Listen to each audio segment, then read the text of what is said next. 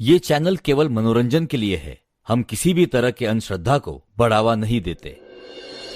दिसंबर की हल्की गुलाबी ठंड में रात के 12 बजे पुणे का चिंचवड़ रेलवे स्टेशन खाली हो चुका था, क्योंकि पुणे से मुंबई के बीच चलने वाली ट्रेन मुंबई पुणे एक्सप्रेस आज 3 घंटे लेट थी। सभी यात्री धीरे धीरे कर दूसरी ट्रेन या अन्य साधनों से निकल चुके थे, मगर जतिन अभी भी वहां खड़ा ट्रेन का इंतजार कर रहा था। लगता है इस रेलवे स्टेशन पर अब मैं अकेला ही बचा हूं, मगर अब दिन भर की भागदौड़ के बाद कहीं और जाने की हिम्मत नहीं है। जैसे ही ट्रेन आएगी उसी से मुंबई चला जाऊंगा। खुद से बातें करते हुए जतिन प्लेटफॉर्म पर इधर उधर देख रहा था। फुट ओवर ब्रिज की सीढ़ियों के नीचे कुछ भिखारी सो रहे थे। तभी एक भिखारी उसके पास आया और बोला, इस वक्त तुम यहाँ क्या कर रहे हो? यहाँ अभी कोई ट्रेन नहीं आने वाली है। मुंबई पुणे एक्सप्रेस आने वाली है, वो जो 3 घंटे लेट है। अच्छा, वो ट्रेन रात के वक्त उस ट्रेन में सफर करोगे? अपना ध्यान रखना, किसी अनजान से बात मत करना। उसकी रहस्यमयी बातें जतीन को कुछ अजीब लग रही थी। वो सम्मोहित सा उस भिखारी को देख रहा था। उसे होश ही नहीं था कि ट्रेन आ चुकी थी। वो उससे कुछ बोल पाता उसके पहले ही ट्रेन चलने का सिग्नल हो गया। हॉर्न देती हुई ट्रेन ने गति पकड़ ली थी। जतिन उस स्टेशन से ट्रेन में चढ़ने वाला अकेला यात्री था और उसकी आंखों के आगे वो ट्रेन निकल जाती उससे पहले ही ट्रेन के आखिरी कोच में जैसे तैसे वो चढ़ गया। उसने दरवाजे से भिखारी की तरफ देखा तो वो भिखारी अभी भी रहस्यमय तरीके से मुस्कुरा रहा था। अचानक हुई इस भाग दौड़ से जतिन की सांस फूलने लगी थी। वहीं दरवाजे के पास खड़े खड़े उसने खुद को रिलैक्स किया और फिर खाली सीट पर जाकर बैठ गया। आंखें बंद करके वो कुछ सोच रहा था। खिड़की से बाहर की ठंडी हवा उसकी रूह को सुकून दे रही थी। तभी उसे एहसास हुआ कि कोई उसके करीब तेजी से सांसें ले रहा है। उसने आंखें खोलकर देखा तो उसके पास कोई नहीं था। यहां तक कि पूरा कंपार्टमेंट खाली था। पुणे मुंबई चलने वाली ट्रेन में कभी पैर रखने की भी जगह नहीं होती। उसका खाली कंपार्टमेंट जतीन के मन में बेचैनी पैदा कर रहा था। वो अपनी सीट पर से खड़ा हुआ और कंपार्टमेंट में नजर घुमाई तो दूसरे दरवाजे के पास वाली सीट पर एक व्यक्ति बैठा हुआ था। उसे देख जतिन की सांस में सांस आई। वो उसकी पास वाली सीट पर जाकर बैठ गया। वो व्यक्ति जतिन को देखकर रहस्यमय तरीके से मुस्कुराने लगा, मगर उसकी आंखों में एक सूनापन था। शायद लेट हो जाने की वजह से ट्रेन पूरी खाली है। वो व्यक्ति जतिन की ओर देखता रहा और कुछ नहीं बोला। ये बात जतिन को अजीब लगी। वो आंखें बंद करके दोबारा बैठ गया, मगर उसे अजीब सी बेचैनी होने लगी। वो खिड़की से बाहर देखने लगा। बाहर धूप अंधेरा था। ट्रेन चल के काफी देर हो गई थी, मगर कोई स्टेशन नहीं आया। ये बात जतिन को हैरान कर रही थी। क्या देख रहे हो कि अभी तक कोई स्टेशन क्यों नहीं आया? जतिन हैरान हो गया कि उसे कैसे पता चला कि जतिन क्या सोच रहा था। क्या सोच रहे हो? मुझे पता है कोई स्टेशन नहीं आया है और नहीं आएगा। तुम गलत ट्रेन में चढ़ गए हो। गलत नहीं, मैं तो सही ट्रेन में चढ़ा था। क्या तुमने गौर किया? तुम्हारे अलावा इस ट्रेन में कोई और क्यों नहीं चढ़ा? ये पूरा कंपार्टमेंट खाली क्यों है?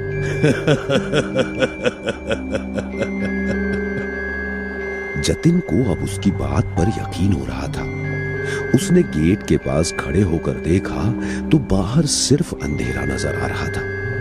दूसरे कंपार्टमेंट में जाने के लिए कोई रास्ता नहीं था। वो वापस अपने जगह पर आकर बैठा और उसने नजर उठाकर देखा तो उसके सामने बैठे हुए इंसान के सर से खून बह रहा था। उसका सर कुचला हुआ और आंखें निकली हुई थी। ये देख जतिन डर गया और उससे दूर भागने लगा। वो व्यक्ति उसके करीब आ रहा था। जतिन डरते हुए दरवाजे के एक कोने में खड़ा हो गया। उसकी आंखें बंद थीं। तभी उसे अपने कंधे पर किसी के हाथ का एहसास हुआ। उसने आंखें खोली तो सामने वही व्यक्ति नॉर्मल तरीके से खड़ा था। क्या हुआ? इस तरह क्यों चीख रहे थे? कोई दिक्कत है? वो अभी मैंने, अरे आपका चेहरा तो ठीक है, अभी तो खून बह रहा था। अरे वो खून, वो तो बरसों पहले मुझे चोट लगी थी, उसके कारण तुम्हें नजर आया होगा। बरसों पहले की चोट का खून अब? हाँ, करीब 20 साल पहले इसी ट्रेन से सफर कर रहा था मैं। उस दिन भी ये ट्रेन लेट हो गई थी। प्लेटफॉर्म पर मेरे साथ 1-2 पैसेंजर ही थे।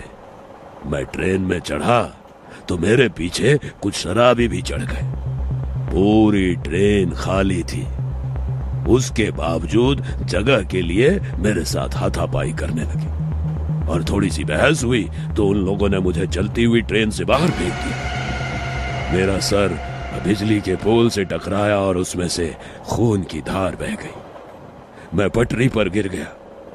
इसके पहले कि मैं खुद को संभाल पाता, एक ट्रेन धड़धड़ाते हुए मेरे ऊपर से गुजर गई। तब से मैं इस ट्रेन में उन लोगों को तलाश रहा हूं। न जाने कब मेरी तलाश पूरी होगी। कहते हुए उस व्यक्ति के चेहरे पर मायूसी के भाव आ गए। वैसे आप कहानी अच्छी सुना लेते हैं। यदि आपके ऊपर से ट्रेन निकल जाती तो इस वक्त आप जिंदा नहीं होते। किसने कहा तुमसे कि मैं जिंदा हूं? मैं तो मर चुका हूं। कितना बेहुदा मजाक है। मुझे इस तरह का मजाक बिल्कुल पसंद नहीं है।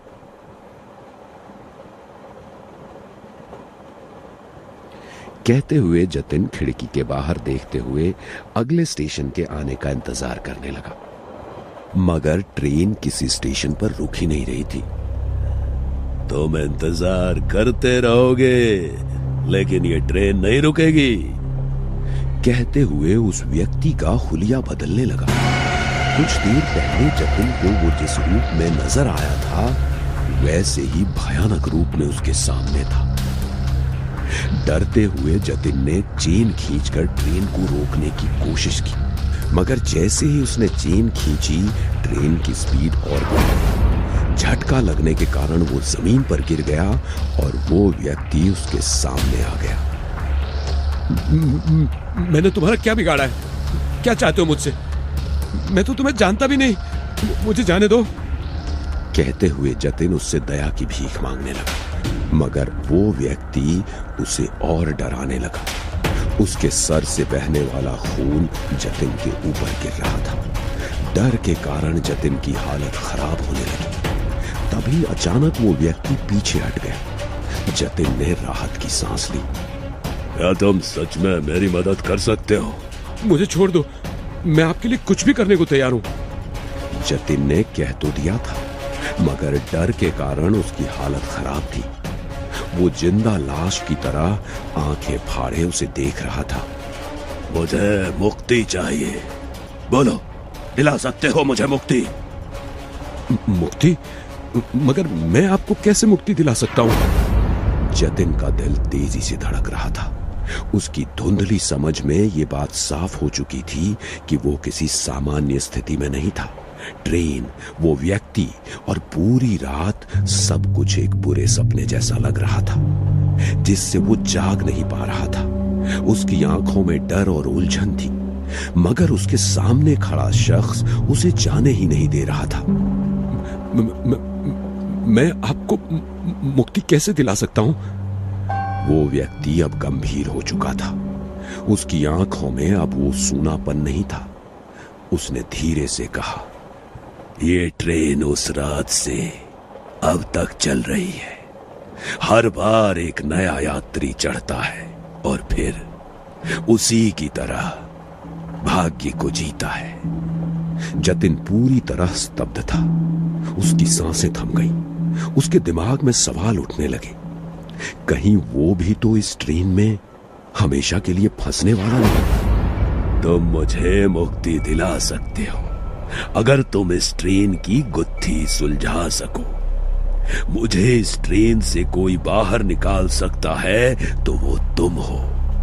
तुम वही आखिरी यात्री हो जो यहां से बाहर जा सकता है, लेकिन इसकी एक कीमत है। क्या कीमत? व्यक्ति ने जतिन की आंखों में गहरी नजर डाली और धीरे से बोला, तुम्हें अपनी जगह मेरे लिए छोड़नी होगी। अगर तुम इस ट्रेन से बचना चाहते हो तो तुम्हें उस यात्री का रोल निभाना होगा जो हर बार मरता है। तुम्हारी मुक्ति उसी में है, लेकिन तुम्हारा सफर यहीं खत्म होगा। जतिन की आंखों में डर साफ दिखाई देने लगा।